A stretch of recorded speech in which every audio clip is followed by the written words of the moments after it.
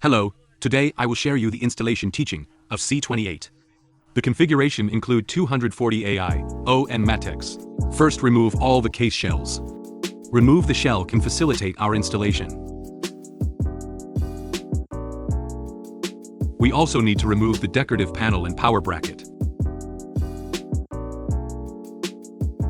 After installing the hardware on the motherboard, fix it onto the case. Plug in the CPU power cable first. Organize the wires along the top. If the radiator is installed at first, it will be difficult to organize the wires. Then insert the fan series connection cable. Thread the wire out of the top hole. Then install water cooler. The water cooler fan cable also exits through the top hole. There are two installation positions for radiator. We choose to install it near the front panel. This installation method will not hinder the water pipe. Install the CPU block and plug in the AO interface. Then install the fan at the rear. First, attach the dust net. This fan is relatively important.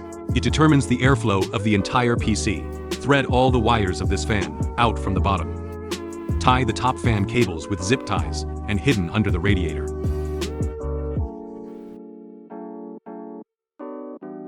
Then organize the messy cables. Plug in the motherboard power cord and insert the wire jumper. There are three 2.5 SSD installation slots on the front panel. We recommend installing it at the top position.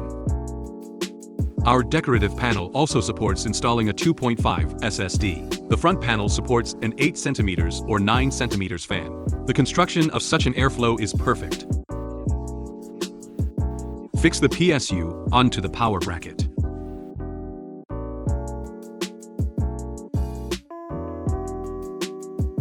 Before installing the PSU, tidy up the messy cables first.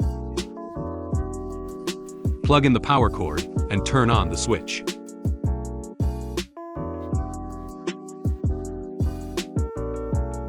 The fixed position of the PSU, thread the CPU power cable through here and plug it into the PSU.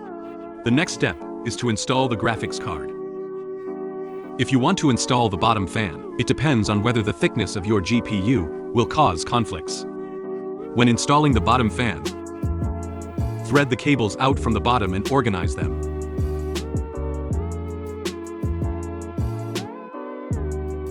A 3.5-inch hard drive can also be installed at the bottom.